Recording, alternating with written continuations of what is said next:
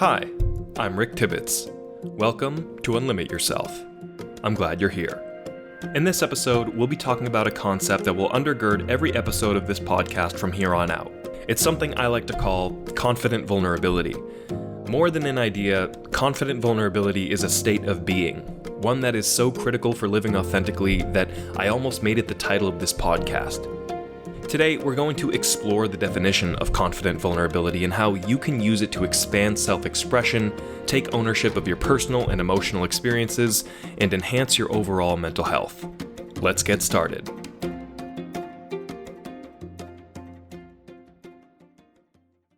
Hello everyone, thanks so much for tuning in on this fine Monday. I hope you're having a great day. I know pleasant Mondays are hard to come by, but I hope you're having one nonetheless. Today, like I said in the introduction, we're going to be talking about something that is very important to me, something that I live by in my day-to-day life, and something that I feel is not stressed enough, and that is confident vulnerability. So let's get started with the definition. Confident vulnerability is the state of being where one boldly disregards potential negative feedback, such as backlash or criticism, to express how they genuinely feel and who they genuinely are. And confident vulnerability can be applied to a myriad of different facets of life. These can be your professional aspirations, your passions, your desires, and of course, your feelings and emotions. We're going to explore these different facets in one way or another in future episodes. In this particular episode on confident vulnerability, I want to focus on the last facet of emotions and feelings, and what it means to apply confident vulnerability to your emotional and mental health. I want to start off by talking a little bit about myself and my childhood. When I was young, when I was a child, I would see therapists and counselors fairly often due to a chaotic and unstable home life. I had difficulty growing up. There were a lot of hardships, and one way that I was able to cope with the challenges that I faced when I was young was by going and seeing counselors, whether at my school or they were at different organizations nearby where I lived. And what I found was that I acted differently than other kids who went to counseling. And by that I mean I was always very vocal. I was always somebody who loved to share what was going on and loved to discuss what was making me angry or sad at that particular point.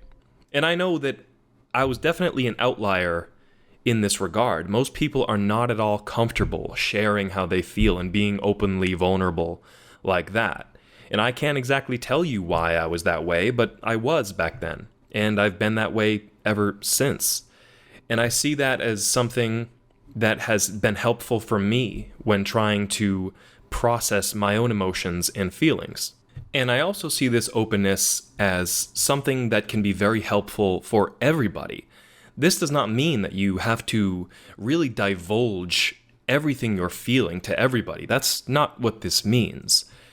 But confident vulnerability, as it relates to your emotional well-being, is not feeling pressured to keep those feelings in, to keep your anger, sadness, loneliness, feelings of dejection to yourself, but by airing that out, letting people know that you are human, that you are feeling broken at the moment, that you need help, that you want support. This is so important to remember because so often in society, in our families, among our friends, there's this pressure to keep our feelings locked away, to suppress them as much as possible, not allow them to see the light of day. And of course, this way of thinking is entirely contradictory to achieving positive mental health. It's something that we must fight against day in and day out, and confident vulnerability gives us the tool to do that. For example, if you're somebody who, after a very difficult situation, you feel like crying, you need to let out some tears. Well, unfortunately, society tells you to keep them in, especially if you're a boy or a man. Don't cry. Do not show your emotions. Do not tell people that you are feeling broken, that you have these hurt feelings inside. Don't do that. Okay? You're going to show your weakness if you are to shed tears. And of course, that's entirely preposterous. Some of the strongest men that I've ever met, some of the strongest women as well, have shed tears, have cried publicly. These are people who, much like the rest of us, are fully aware of the pressures that society puts on us, the expectations that we have as human beings, especially in this culture, to keep our emotions in and not to show them, especially in public. And yet they did anyway. Because they knew that they are no less of a human being, no less of a worthy, valuable individual for showing how they truly feel. You can shed tears.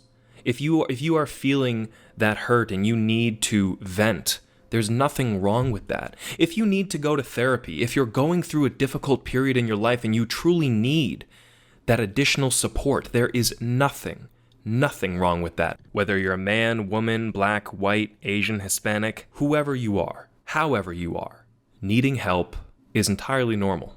And asking for help does not mean that you are weak. It means you are strong. It means that you are willing to confront what is ailing you, what is afflicting you, that you have the courage to overcome the struggles that may be holding you back. So the next time somebody asks if you're hurt or you're struggling, do not feel pressure to lie, to say, no, I'm okay. It's entirely acceptable to say, no, I'm not doing okay. I actually do feel really angry about this, and I feel really hurt about that.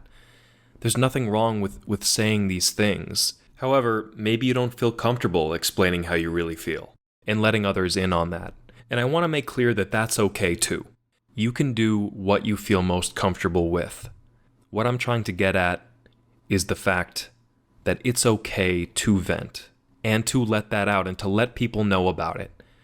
That you are no less of a human being, no less valuable because you are going through difficulty, because you cry, because you go and see a therapist, a counselor, psychologist. To the contrary, doing those things reveals high emotional intelligence.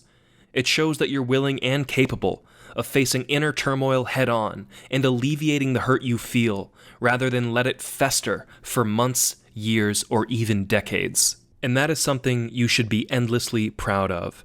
The amount of people in this world who needlessly carry around hurt, sadness, anger, frustration is incalculable. Most people don't know how to appropriately and effectively remedy those emotions. And I really feel bad for people like that.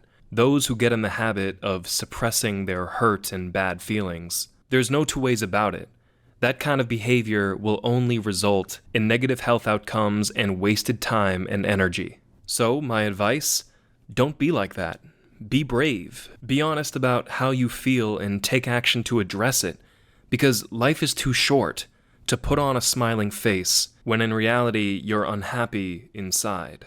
Now, before I end this episode, I want to make clear that confident vulnerability is not about letting emotions get the best of you or lashing out at someone because you feel they deserve it. You still have to think critically and rationally about the way in which you respond to any given situation. What confident vulnerability represents is the fact that it's entirely okay to feel hurt, scared, angry, or broken sometimes. To proudly share with the world what fills your heart and soul every day, and to never mute your genuine character out of fear of what others may think of you. You'll never be able to please everybody. There will always be someone with something negative to say. But as long as you accept that fact and don't let it get in the way of pursuing personal, mental, and emotional growth, then you will have achieved confident vulnerability. That does it for today's episode on confident vulnerability. Today, we talked about what it is, the significance it's had in my life, and how anyone can use it to break free from the fear of judgment and enhance their mental and emotional well-being. I want to emphasize that confident vulnerability can also be applied to your academic, professional, creative, and even romantic life. We'll discuss these different applications in future episodes, but for now, thank you very much for listening, and I'll see you next time.